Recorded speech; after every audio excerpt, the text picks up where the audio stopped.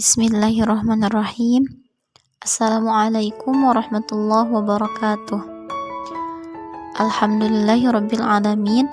Pada kesempatan kali ini kami dari kelompok 10 insyaallah akan memaparkan tentang materi gangguan-gangguan psikologi dan penanganan gangguan psikologi.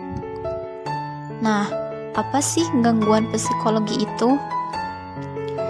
Jadi, gangguan psikologi itu yaitu gangguan dalam cara berpikir atau kognitif, kemauan atau volition, emosi atau afektif, perilaku atau psikomotor.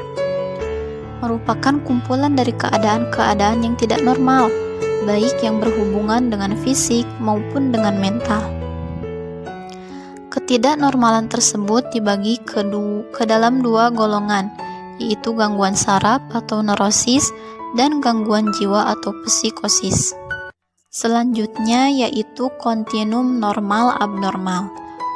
Perilaku normal adalah perilaku yang adekuat, serasi dan tepat, yang dapat diterima oleh masyarakat pada umumnya, sedangkan perilaku pribadi abnormal adalah sikap hidup yang sesuai dengan pola kelompok masyarakat tempat seseorang berada, sehingga tercapai suatu relasi interpersonal dan intersosial yang memuaskan.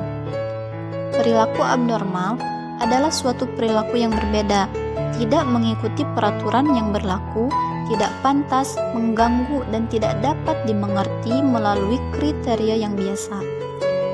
Normal dan abnormal ini perlu dipertimbangkan dari berbagai aspek dan pendekatan.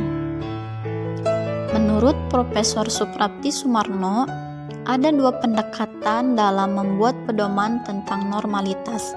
Yang pertama yaitu pendekatan kuantitatif. Pendekatan yang didasarkan atas patokan statistik dengan melihat pada sering atau tidaknya sesuatu terjadi dan acap kali berdasarkan perhitungan maupun pikiran awam. Misalnya yaitu perilaku makan dalam sehari. Nah, lalu pendekatan yang kedua yaitu pendekatan kualitatif. Pendekatan yang didasarkan observasi empirik pada tipe-tipe ideal dan sering terikat pada faktor sosial kultural setempat. Misalnya, perilaku menangis berlebihan hingga menjerit-jerit pada mereka yang sedang mengalami kehilangan seseorang di suatu lingkungan budaya. Nah, jadi batas antara normal dengan abnormal bukan dilihat sebagai dua kutub yang berlawanan, melainkan lebih berada dalam satu kontinum sehingga garis yang membedakan sangatlah tipis. Lalu ada klasifikasi gangguan psikologi.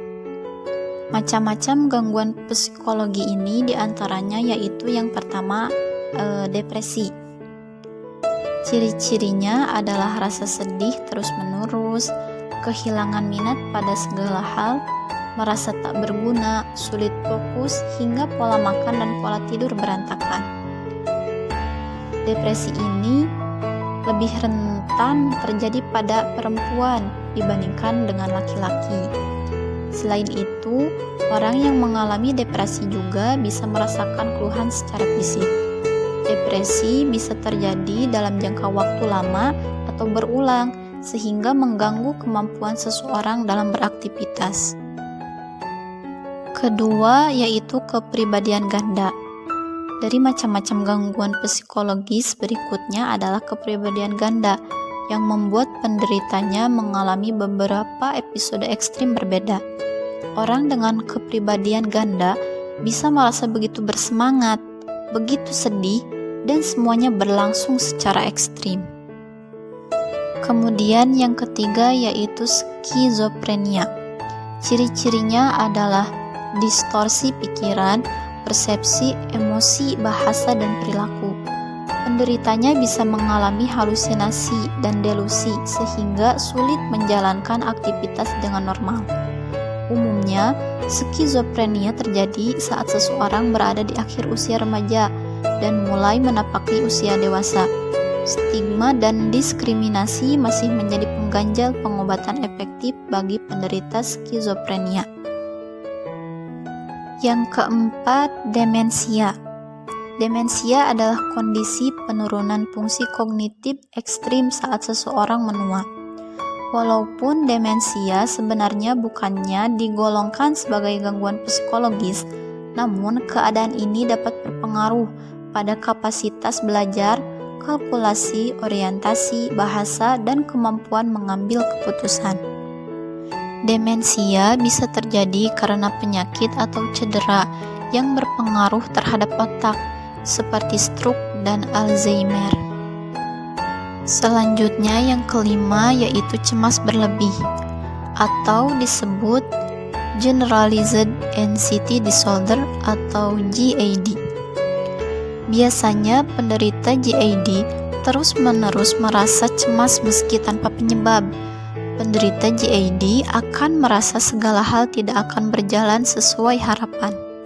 Konsekuensinya, rasa cemas ini membuat orang dengan GAD tidak dapat menuntaskan tugas meskipun tugas itu sederhana. Keenam, Obsessive Compulsive Disorder atau OCD mengakibatkan seseorang memiliki obsesi dan pikiran repetitif secara konstan. Bahkan pikiran tersebut menyebabkan munculnya perilaku tidak penting atau tidak beralasan. Banyak orang dengan OCD menyadari bahwa apa yang mereka lakukan tidaklah beralasan, akan tetapi mereka kesulitan menghentikannya. Yang ketujuh yaitu fobia sosial. Fobia sosial yaitu perasaan merasa sangat takut pada situasi sosial. Orang dengan fobia sosial akan merasa terhakimi saat berada di tengah keramaian, sehingga sulit untuk berkenalan dengan orang baru atau menghadiri acara sosial. Kedelapan yaitu autisme. Spektrum autisme termasuk salah satu gangguan perkembangan yang dapat menyebabkan gangguan psikologis. Biasanya autisme terdeteksi saat anak masih kecil, namun jika tidak ditangani, maka dalam jangka panjang menghambat fungsi dan kematangan sistem saraf pusat. Lalu yang kesembilan ada gangguan narsistik. Jika ada orang yang menunjukkan keinginan dikagumi secara berlebihan atau terus-menerus merasa superior, nah bisa jadi ini merupakan salah satu gejala dari gangguan narsistik. Ketika tidak mendapatkan apresiasi seperti yang diharapkan, maka orang dengan gangguan narsistik akan merasa kecewa luar biasa. Kemudian ada beberapa gangguan psikologi yang perlu diketahui. Ada 10 macam gangguan kepribadian. Untuk mengetahui berbagai jenis gangguan kepribadian, berikut adalah macam-macam gangguan kepribadian yang umumnya diketahui. Yang pertama, ada gangguan kepribadian paranoid. Yang kedua, ada gangguan kepribadian skizoid. Yang ketiga, ada gangguan kepribadian skizotipal. Yang keempat, ada gangguan kepribadian antisosial. Yang kelima, ada gangguan kepribadian ambang atau disebut juga borderline personality disorder. Yang keenam, ada gangguan kepribadian histrionoid. Yang ketujuh, ada gangguan kepribadian narsis. Yang kedelapan, ada gangguan kepribadian menghindar. Yang kesembilan, ada gangguan kepribadian obsesif kompulsif. Yaitu yang ke-10, ada gangguan kepribadian dependen. Lalu ada pendekatan-pendekatan dalam psikologi. Apa saja sih pendekatannya? Yang pertama, ada pendekatan filosofis. Pendekatan pertama yang bisa Anda lakukan adalah dengan cara pendekatan filosofis. Pendekatan ini lebih berpengaruh ke arah agama dan juga ilmu psikologi. Ada beberapa metode yang bersifat filosofis. Di antaranya yang pertama ada metode intuitif dan yang kedua ada metode kontemplatif. Lalu yang kedua ada pendekatan psikopisis.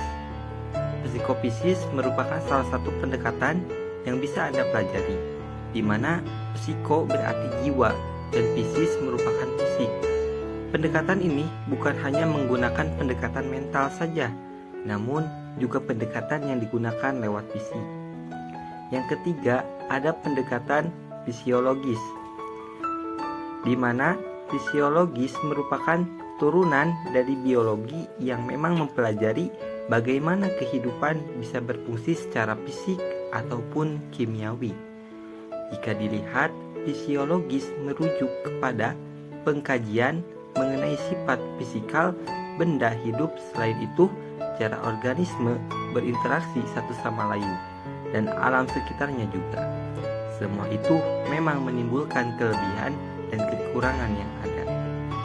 Yang keempat, ada pendekatan antroposentris, di mana pendekatan ini dilakukan berdasarkan teori etika lingkungan yang memang memandang manusia sebagai pusat alam semesta, bukan tata surya seperti yang kita kenal. Yang kelima, ada pendekatan fungsionalis, di mana pendekatan fungsionalis adalah penyesuaian diri sebagai proses untuk menyesuaikan antara diri dan juga lingkungan. Yang keenam, ada pendekatan saintifik. Dalam psikologi sendiri, sains merupakan salah satu penampilan yang tidak bisa dihindari. Sains merupakan ilmu pengetahuan yang dipakai sebagai kata kolektif untuk menunjukkan bermacam-macam pengetahuan, terutama pengetahuan yang jelas, sistematis, dan juga valid. Yang ketujuh, ada pendekatan kognitif. Pendekatan kognitif cukup menekankan bahwa tingkah laku adalah proses mental di mana individu atau organisme aktif dalam menangkap, menilai, membandingkan, dan menanggapi rangsangan sebelum melakukan aksi dan juga tindakan. Yang kedelapan, ada pendekatan fenomenologi. Pendekatan fenomenologi merupakan pendekatan selanjutnya, di mana pendekatan ini lebih ke arah memperhatikan pada pengalaman masing-masing individu. Nah, itulah pendekatan-pendekatan dalam psikologi. Kemudian ada terapi biomedikal, di mana di dalamnya terdapat beberapa terapi. Yang pertama, ada terapi integrasi sensori. Anak autis memiliki kekurangan dalam kemampuan mengolah, mengartikan seluruh rangsangan sensorik yang diterima oleh tubuh maupun lingkungan dan menghasilkan respon yang terarah.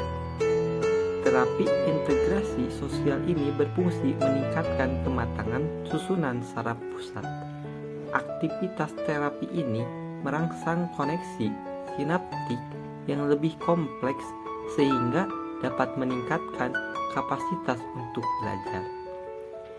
Yang kedua, ada terapi bermain. International Association for Play Therapy, sebuah asosiasi terapi bermain yang berpusat di Amerika, mendefinisikan terapi bermain sebagai penggunaan secara sistematik dari model teoritis untuk memantapkan proses interpersonal. Terapi bermain ini merupakan pemanfaatan pola permainan sebagai media yang efektif melalui kebebasan eksplorasi dan ekspresi diri. Yang ketiga, ada terapi perilaku. Terapi ini berupaya melakukan perubahan perilaku pada anak autis. Perilaku yang berlebihan dikurangi dan perilaku yang berkekurangan belum ada maka ditambahkan. Kemudian yang keempat, ada terapi perkembangan.